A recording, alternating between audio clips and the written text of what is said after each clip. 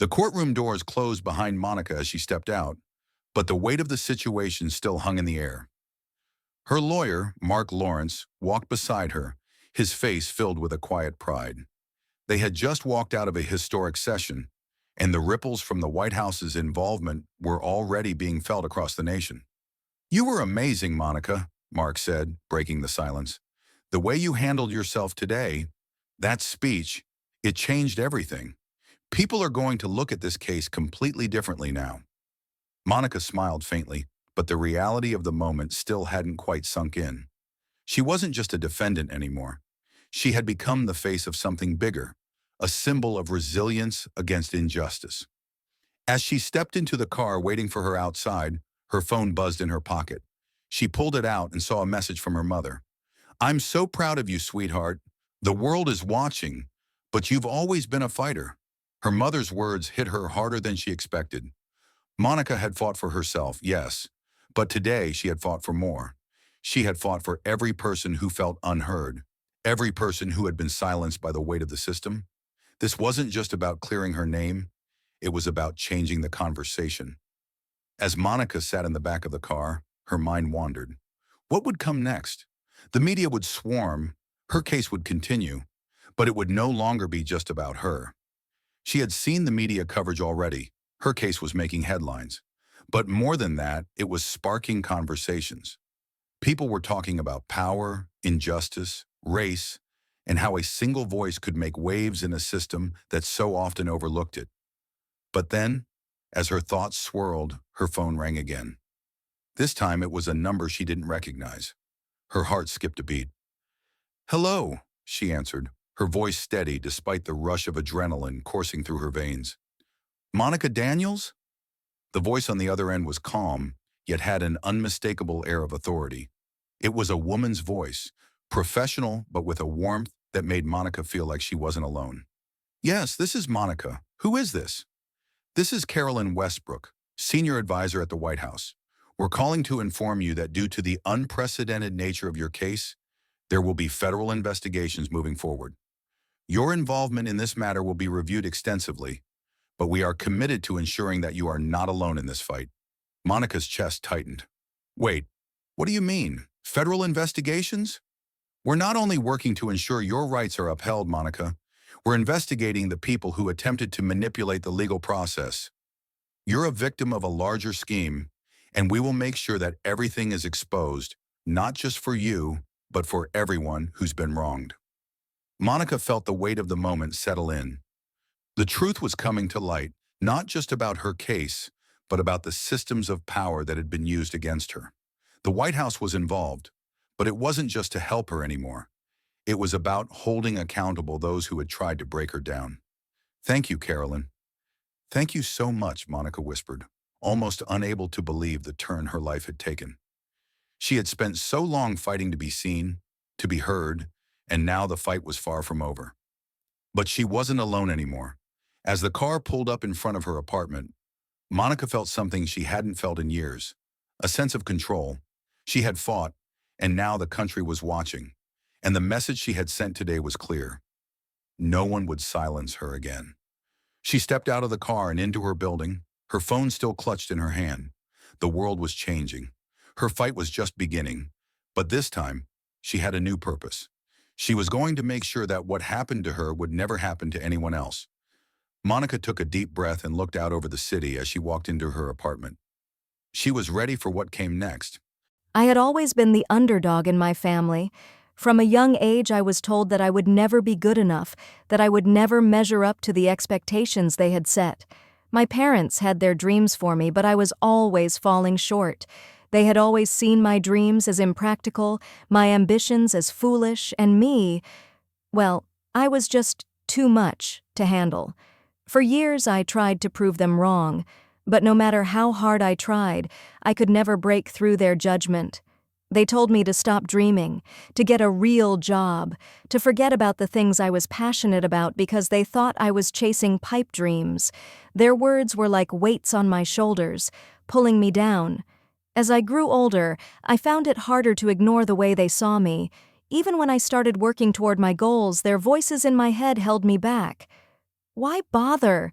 They would say, "You'll never make it. You're just a dreamer." But I didn't give up completely. There were moments when I believed in myself, moments when I thought maybe, just maybe, I could prove them wrong. But deep down, I felt like I was fighting a battle I might never win. It wasn't until one fateful conversation that everything changed. It had been another family dinner. My parents, my siblings, and I were sitting around the table. As usual, the topic of my future came up. I had just launched a small online business that I was passionate about, hoping it would be my ticket to something bigger. But as always, my parents were skeptical. "You know, sweetheart," my mother said, her voice sweet but laced with concern, "this whole business thing, it's just a hobby, right? You can't expect it to turn into anything substantial. I've seen people fail at this. It's just not realistic." I felt my chest tighten, but I kept quiet. The familiar sting of their disbelief was something I had learned to live with, but it never got any easier. My father joined in, his words sharp as always. "You'll never make it in this field, darling. This whole entrepreneur thing, it's for people who have money, connections, and luck. You don't have any of that. I just don't want you to be disappointed when it doesn't work out." There it was again. Their words, their doubt. I could feel my heart sinking into my stomach as they went on, but something inside me snapped. No more. I wasn't going to sit here and let them dictate my future anymore. I stood up abruptly from the table, unable to hold back the frustration any longer. The silence that followed my sudden movement felt deafening, and all eyes were on me. I could feel the heat of their judgment burning through me, but this time, it didn't matter. For the first time in my life, I didn't care what they thought. I wasn't going to let their words hold me back any longer. "Why do you always do this?" I asked, my voice shaky but resolute. "Why do you always tell me I can't do something before I even get a chance to try? Every time I try to step forward, it feels like you're pushing me back 2 steps. I'm so tired of hearing how I'm not good enough for you." My mother's face softened, but I could see the familiar defensive expression forming on my father's face. He opened his mouth, no doubt ready to give me another lecture, but I didn't let him speak.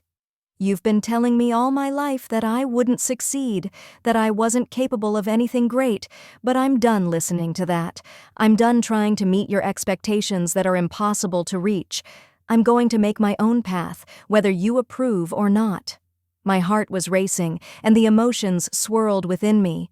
Fear, doubt, anger, all mixed together, but one emotion stood out above the rest: determination. I wasn't going to back down anymore. I had spent far too long letting their opinions define my future. "You may not believe in me, but I believe in myself," I continued, each word stronger than the last, "and you're going to be surprised when you see how far I can go." I turned and walked out of the dining room without waiting for their response. The tension in the air was palpable, but I knew it didn't matter. I had taken the first step toward my future. And no matter how hard it was, no matter how much they doubted me, I was going to prove them wrong. I spent the next few days in a whirlwind. I didn't know exactly how things were going to unfold, but I knew I had to act. I revamped my business plan, reaching out to new clients, marketing my services in ways I had been too afraid to do before. I was no longer paralyzed by the fear of failure. This time I was moving forward with purpose and confidence. It wasn't easy. There were moments of doubt, moments when I questioned if I was capable of succeeding on my own. But each time that doubt crept in, I remembered the conversation with my parents, and something inside me burned brighter. I was no longer just trying to prove myself to them. I was proving it to myself. I was ready to take control of my life. The email was brief, but it caught me off guard. "Emily, I've been thinking about everything. I know I can't undo the past, but I'm sorry for how I treated you. I see now that I was wrong. You were always capable of more than I gave you credit for. I hope you can find it in your heart to forgive me. We may never go back to how things were, but I want you to know I'm proud of what you've accomplished." I read the message over and over again, unsure of how to respond. Did I want to forgive her? Could I forgive her? The truth was, I wasn't sure yet. But for the first time, I felt like I was in control of how I would move forward. I didn't need her forgiveness to feel whole, but maybe, just maybe, I could offer her a chance to be part of my life again. On my terms.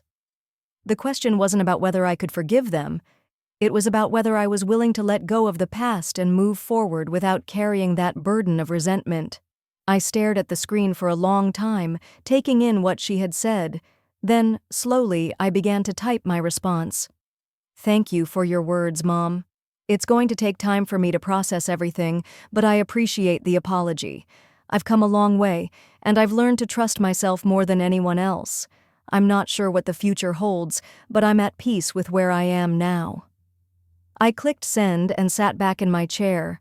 I wasn't ready to reconcile yet, but I was ready to move forward. I didn't need to carry the weight of my parents' rejection anymore. I had already forgiven myself. Now, it was time to let go of the past and focus on the future. Days turned into weeks, and as time went on, I felt a shift within myself. The emotional burden that had once weighed heavily on my shoulders, the feelings of inadequacy, the constant fear of failing, began to lift. It wasn't a sudden transformation. It was slow, but it was real. I had spent so much of my life trying to live up to my parents' standards, and now I was living for myself. The peace I had found in my independence was something I'd never known before, but there were still challenges. Running my own business was demanding, and there were moments when I doubted my ability to succeed. I'd be lying if I said it was all smooth sailing from here on out. There were financial risks, long hours, and moments of frustration, but every obstacle felt like a lesson, and with each challenge I grew stronger, more resilient, more determined to prove that I was capable. One of the biggest changes came when I took a step back and realized how important it was to build relationships with people who genuinely supported me. People who didn't see me as a project or someone to manipulate for their own gain, but as someone to trust and believe in. Over the years, I had kept my circle small, but now I began to open up to new opportunities, new connections, and new people who valued me for who I was, not for what I could do for them. One day, I received a message from an old friend, Lily, who I hadn't spoken to in years. We had grown up together, but after I moved away for college, we lost touch. She had always been one of the few people who believed in me, who encouraged me when my family doubted me. Her message was simple, just a catch-up, but it meant the world to me. "I heard about what you've been up to, and I'm so proud of you. I always knew you had it in you, Jasmine. You've always been a fighter. Let's grab coffee sometime soon, catch up."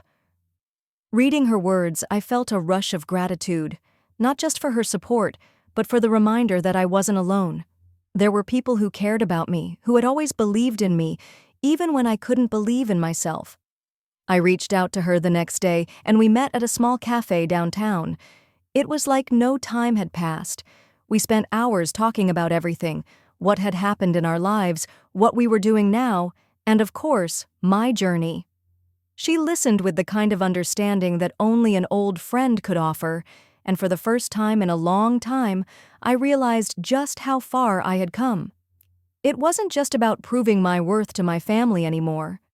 It was about creating a life that I was proud of, one that was rooted in self-respect, and the knowledge that I could stand on my own 2 feet.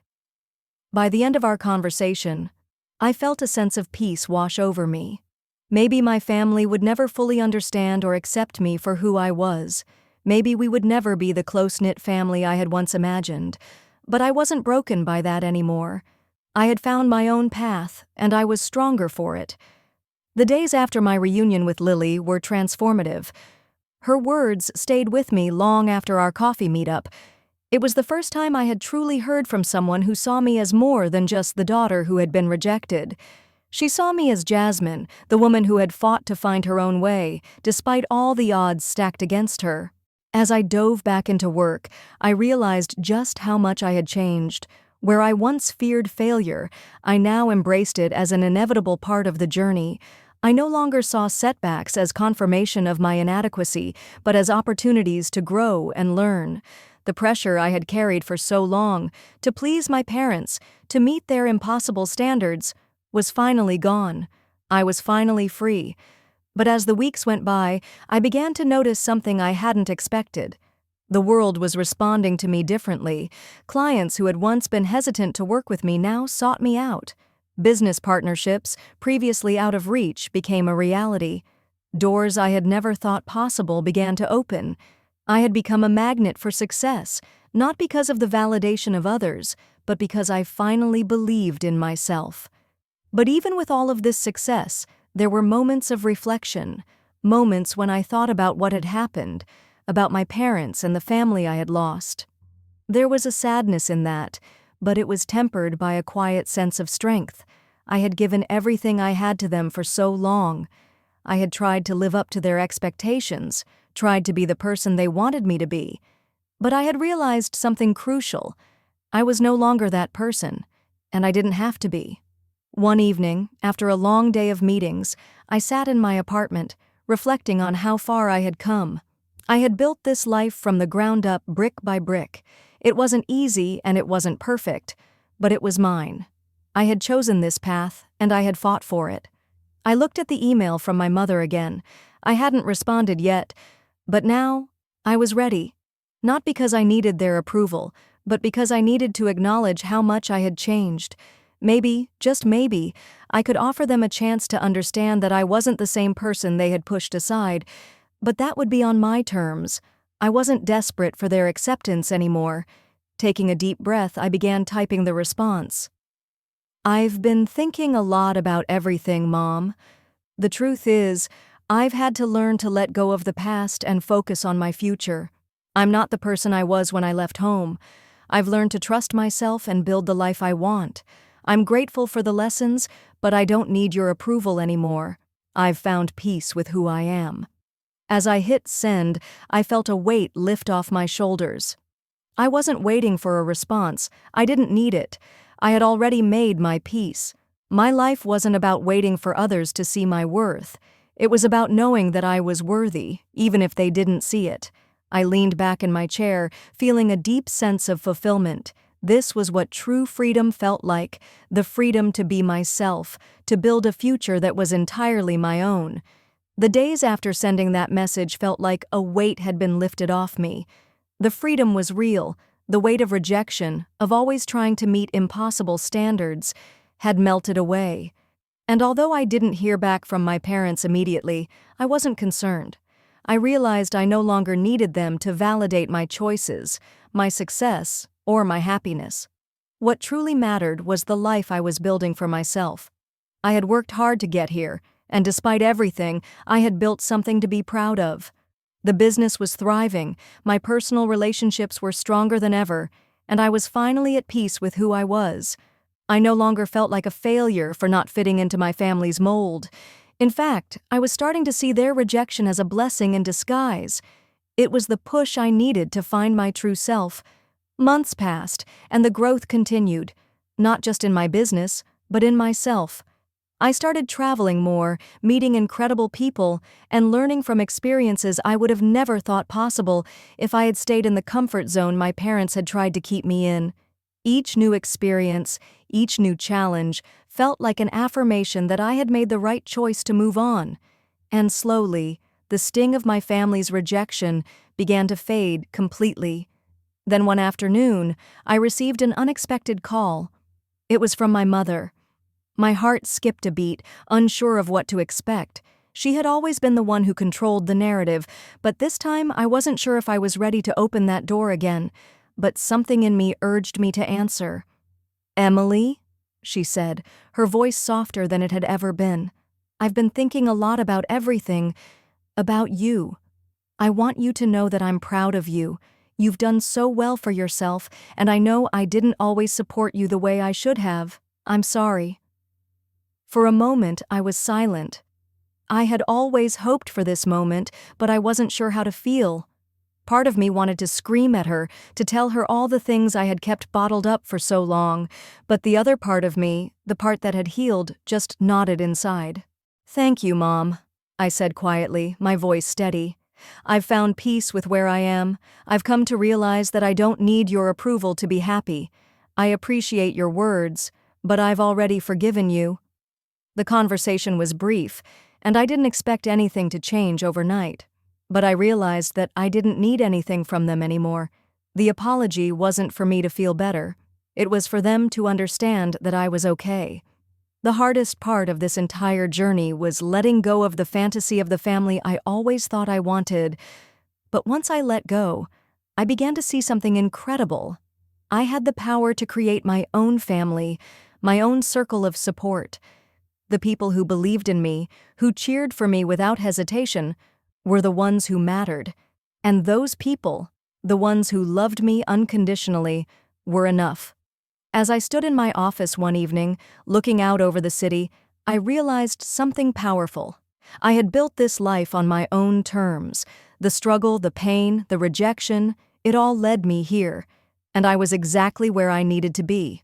I wasn't defined by their judgment anymore.